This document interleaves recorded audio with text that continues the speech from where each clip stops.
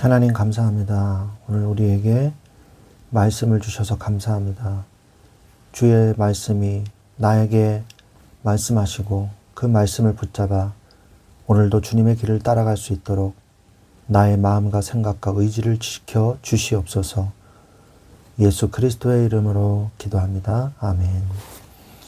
네, 오늘 하나님의 말씀은 이제 에스라서가 끝나고 느헤미야 1장을 오늘 보도록 하겠습니다. 느헤미야서 1장 1절부터 3절까지 말씀을 보도록 하겠습니다.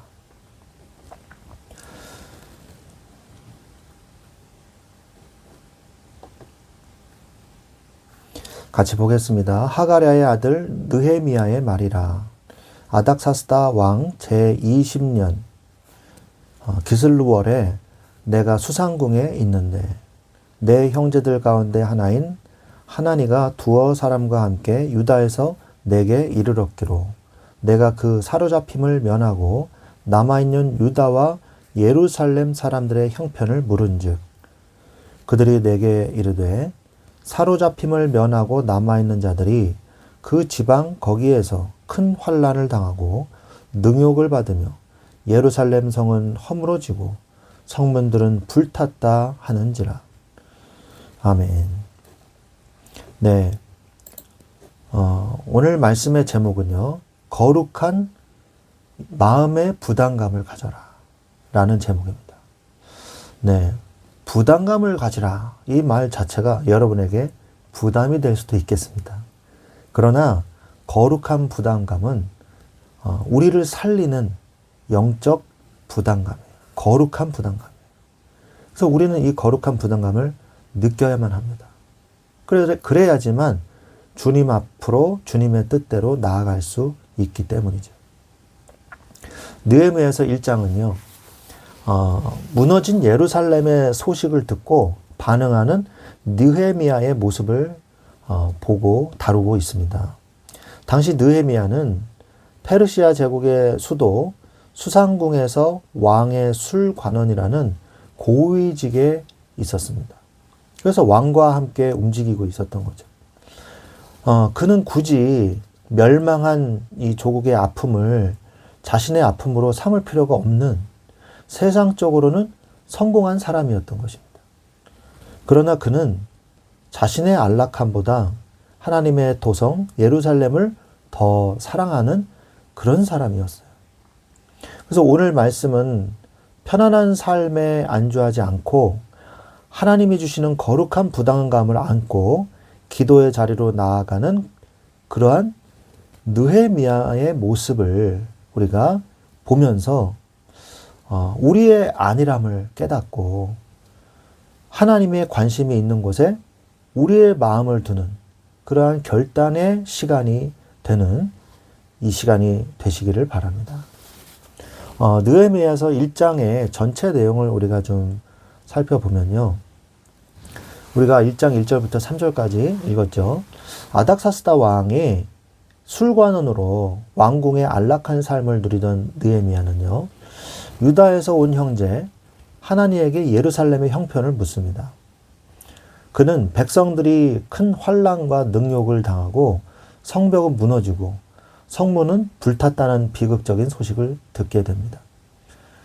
비보를 접한 느헤미야는 즉시 인간적인 대책을 강구하거나 절망하는 대신에 자리에서 앉아서 울면서 수일 동안 슬퍼하면서 하나님 앞에 금식 기도를 하게 됩니다. 역시 믿음의 사람은 다르죠. 그는 문제 해결책이 오직 하나님께만 있음을 인정하고 자신의 지위로 뭔가를 해봐야겠다. 왕한테 뭔가 얘기해봐야겠다. 이게 아니라 먼저 기도했다는 거예요. 하나님을 인정하는 거잖아요. 기도의 자리로 나아갔습니다. 언약을 지키시는 신실하신 하나님을 부르면서 이스라엘의 죄를 조상이나 타인의 탓으로 돌리지 않고요. 나와 내 아버지의 집이 범죄하였다고 스스로 고백하게 됩니다. 그는 공동체의 죄를 자신의 죄로 여겼다는 것이에요. 그러면서 철저히 자복하는 회개의 기도를 하나님께 드립니다. 과거 모세에게 주셨던 말씀을 기억해달라고 호소하면서 범죄하면 흩으시겠지만 회개하고 돌아오면 하늘 끝에서라도 모으시겠다는 하나님의 변치 않는 약속을 다시 붙잡아요. 이건 뭡니까? 율법을 잘 알고 있었다는 얘기죠. 이 백성이 주께서 구속하신 주의 종임을 다시 한번 상기시키게 되는 것이죠. 그래서 주의 이름을 경외하는 종들의 기도를 들으시고 오늘 종이 형통하여 이 사람 앞에서, 그러니까 왕 앞에서 은혜를 입게 해달라고 간구합니다. 그는 절대 권력자인 왕을 하나님 아래에 있는 한 사람으로만 본 거예요. 자신이 회복의 도구로 쓰임받게 해달라고 자청한 것이거든요. 이것은요, 에스더의 이 내용과 우리가 일맥상통함을 볼 수 있어요. 모르드게가 에스더에게 이때를 위함이 아니냐 이렇게 말하는 그 중요한 핵심 구절이 있거든요. 그러니까 자신이 깨달은 거예요. 내가 이렇게 술 관원장이 되기까지 축복을 받은 것은 이때를 위함이 아닌가. 그러면서 하나님 앞에 회개하면서 하나님 앞에 도와달라고 왕을 통해서 나의 직책을 통해서 하나님께서 역사해달라고 기도하는 거예요. 이게 바로 하나님 중심의 신앙생활인 것입니다. 그래서 이 말씀을 우리가 찬찬히 더 연구해 보면 느헤미야는 어떤 사람이었냐? 술 관원장의 지위를 갖고 있는 사람이었어요. 술 관원장은요 아주 높은 고위 관리입니다. 그러니까 왕의 가장 이 친위 세력이에요. 왜? 왕을 모함하고 왕을 독살하려는 사람을 미리 막는 사람이란 말이에요. 느헤미야서 1장 11절에도 그때 내가 왕의 술관원이 되었느니라 이 말이 나오잖아요. 편안하고 안락한 삶을 누릴 수 있는 사람이었어요. 이 페르시아 왕들의 겨울 궁전인 수상궁의 화려함과 안전함 속에 거하고 있는 중이었죠. 그런데 그는요 또한 예루살렘의 고향이 예루살렘인 사람이 아니에요. 이 사람은요 바벨론 출생인 자예요. 그는 포로 2세 혹은 3세거든요. 그러니까 페르시아 땅에서 태어나고 자랐기 때문에 예루살렘은 가본 적도 없는 먼 조상의 땅이었습니다. 그럼에도 불구하고 그의 마음은 육신의 고향보다 영적 고향을 향해 있었다는 거예요. 이렇게 될 수 있었던 것은 이 포로로 잡혀왔던 유대인들이요 더욱더 더 유대인다웠다는 거죠. 예루살렘에 살던 사람보다. 말씀을 읽고 묵상하고 생각하고 말씀을 읽고 묵상하고 생각하고 계속 그 말씀 속에 있었던 거예요. 그러니까 저절로 이런 마음이 생기게 된 것입니다. 그래서 이 하나니가 이제 소식을 갖고 오게 되지 않았습니까? 형편을 물었어요. 느헤미야가 먼저 물었다는 것은요. 그의 마음이 항상 하나님의 백성과 성전을 향해서 깨어 있었다는 것을 보여줍니다. 왔어? 그래, 쉬었다 가거라. 뭐, 이 정도일 수도 있거든요, 사실. 예루살렘은 이제 나와 상관이 없는 곳이다. 뭐, 이렇게 나올 수 있잖아요. 그런데, 거기는 좀 어떠냐? 예루살렘 성은 어떠냐? 먼저 물어봤다는 건 마음이 있어서죠. 궁궐의 화려함도 시온을 향한 그의 거룩한 관심을 뺏을 수 없었던 것입니다. 근데 보고가 어땠어요? 비극적인 보고였어요. 성벽 이 회파는요, 단순한 건물의 붕괴가 아니에요. 하나님의 임재와 보호막이 무너진 영적인 치욕을 의미하는 것입니다. 하나님의 도성 아니에요. 하나님의 백성 아니었습니까? 그런데 이 영적 치욕을 이 느헤미야가 보고받고 깨닫게 된 거죠. 그래서 느헤미야는 제일 먼저 뭐였습니까? 왕에게 보고해서 내가 갈 테니까 도와주세요. 왕은 절대 권력자 아닙니까? 제가 그동안 충성했지 않습니까? 도와주세요. 우리 민족 좀 도와주세요. 이렇게 나온 게 아니라는 거예요. 그럼 어떻게 했습니까? 먼저 기도했다는 것이죠. 그래서 기도를 어떤 기도를 했냐? 개인적 기도라기보다는 이스라엘을 대표하는 기도를 했어요. 공동체와 연대한 회개를 했다는 거예요. 눈물로 금식 기도를 했습니다. 느헤미야 1장 4절에 보니까 내가 이 말을 듣고 앉아서 울고 수일 동안 슬퍼하며 하늘의 하나님 앞에 금식하며 기도하여 이렇게 나오거든요. 그는요 인간적인 방법을 찾기 전에 하나님 앞에 엎드렸습니다. 성도의 가장 강력한 무기는 슬픔을 기도로 승화시키는 거예요. 그게 바로 우리의 무기가 되는 거예요. 또한 자신의 죄로 여기고요. 자복함으로 하나님 앞에 나아갔어요.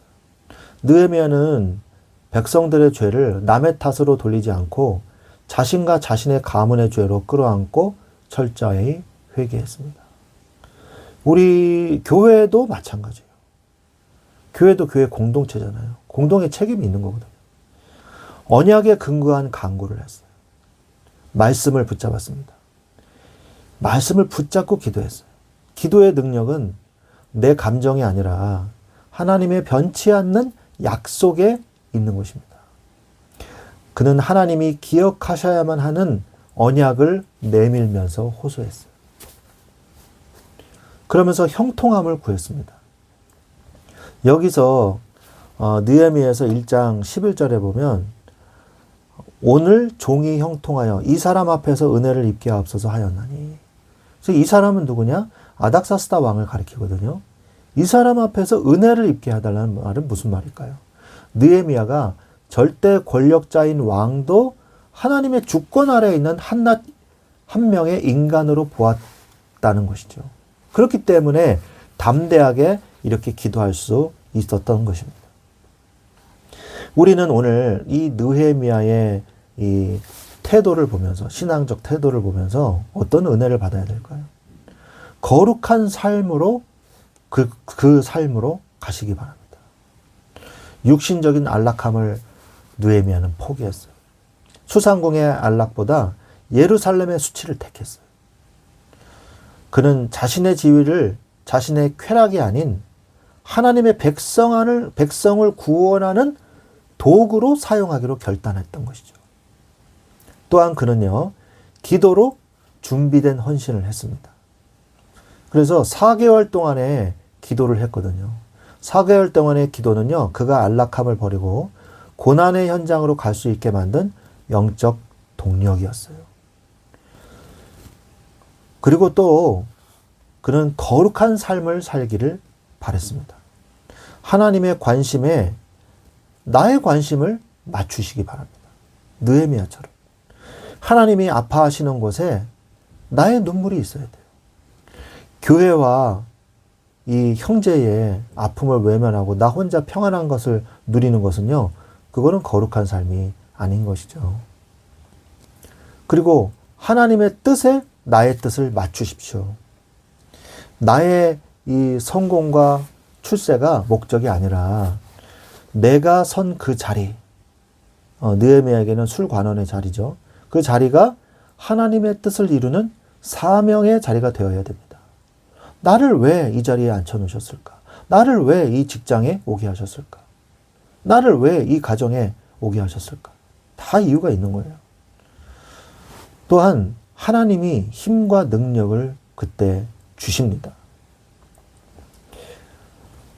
그래서 우리는 하나님의 거룩한 삶을 살아야 될 줄로 믿습니다.